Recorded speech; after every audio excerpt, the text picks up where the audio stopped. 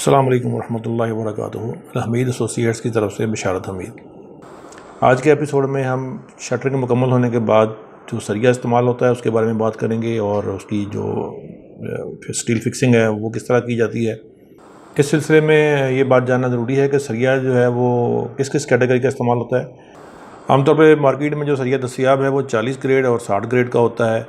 उसमें बेहतर ये है कि आप 60 ग्रेड का ही इस्तेमाल करें, क्योंकि 40 ग्रेड का सरिया जो है उससे हम अपनी ज़बान में इसको लोकल सरिया कहते हैं। वो थोड़ा उसका जो रॉ मटेरियल है वो इतनी ज़्यादा अच्छी क्वालिटी का नहीं होता।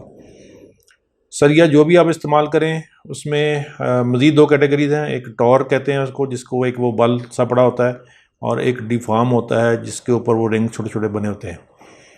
तो सरिया आप जो भी इस्तेमाल करें उसमें ये होना चाहिए कि वो बेंड करने पे टूटे ना, यानी कि उसका जो मटेरियल है वो अच्छी क्वालिटी का हो और वो नरम होना चाहिए, लचकदार होना चाहिए।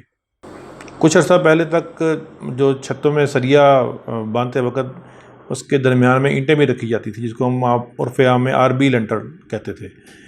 तो उसमें 10 इंच का खाना और 10 से 12 इंच का बॉक्स बना के उसके अंदर दो दो ईंटें रखी जाती थी। इससे वो लोग समझते थे कि हमारा जो कंक्रीट का मटेरियल है वो उसकी सेविंग हो जाती है और सरिया भी है वो भी बच जाता है।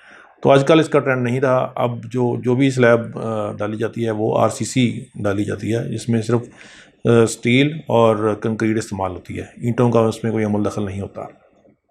अगर आप 4 सूत्र का सरिया ही डालना चाहते हैं तो उसका जो बॉक्स है वो आप 8 इंच तक रख सकते हैं। अगर आप उससे कम भी रखें तो ज़्यादा बेहतर है, लेकिन उसका मैक्सिमम जो है वो 8 से ज़्यादा नहीं उसको रखना चाहिए। इसी तरह अगर 4 और 3 सूत्र मिला के डालते हैं तो उसका जो बॉक्स है वो आप 7 इंच तक रख सकते हैं, 7 से 7.5 इंच तक, इससे ज़्यादा नहीं करना चाहिए। बाद लोग सिर्फ 3 सूत्र सरिया भी इस्तेमाल करते हैं, लेकिन हमारी राय में 3 सूत्र जो सरिया है वो आप ममटी वगैरह की छत पे, जिसके ऊपर कोई लोड नहीं आना, कोई उस पर उसके ऊपर कोई आपने मज़ीद कोई चीज़ कंस्ट्रक्शन नहीं करनी, तो वहाँ पे डाला जा सकता है। लेकिन उसका भी बॉक्स जो है वो 6 इंच का रखें। लेकिन जो आपके ग्राउंड फ्लोर की छत है या आपके फर्स्ट फ्लोर की छत है उसमें सिर्फ 3 सूत्र इस्तेमाल नहीं करना चाहिए। अगर आपके कमरों का साइज़ बड़ा है, फॉर एग्ज़ाम्पल 13 बाई 13 या 13-14 से भी ज़्यादा उसकी चौड़ाई और लंबाई बन रही है, तो उसकी दरमियान में सरिया बांधते वक्त एक बीम लाजमी रखें, क्योंकि जब उसका वो वाया ज़्यादा हो जाता है तो शटरिंग खोलते वक्त छत जो है वो नीचे थोड़ा सा बैठ जाती है।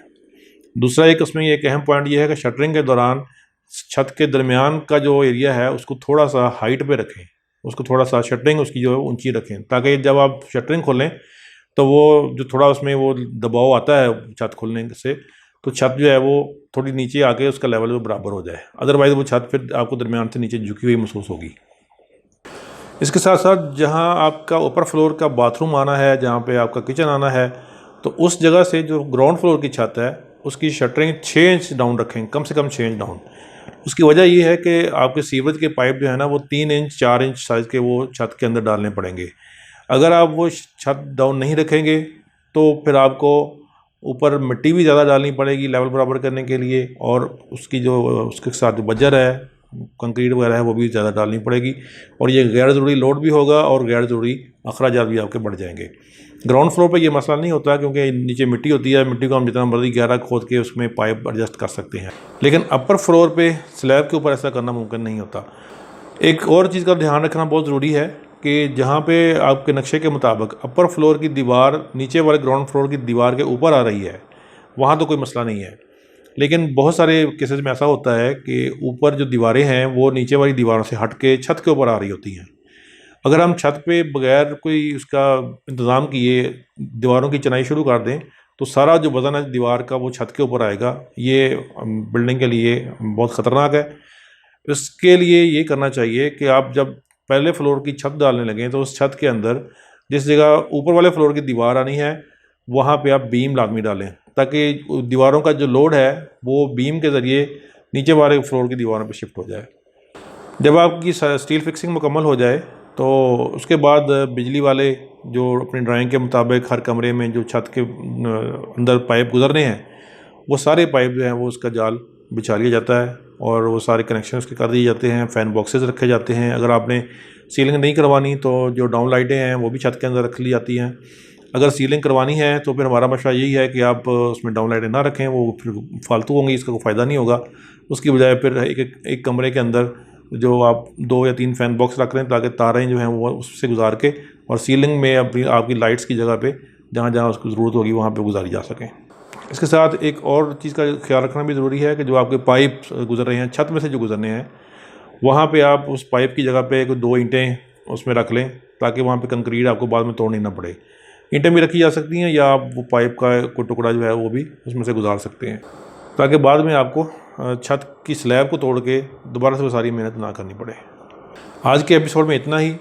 आपके दिन में कोई सवाल हो, कोई आपकी क्यूरी हो, कोई आप चीज़ पूछना चाहें, कोई हमें मशवरा देना चाहें तो बड़ी मेहरबानी कमेंट्स में ज़रूर मेंशन कीजिएगा।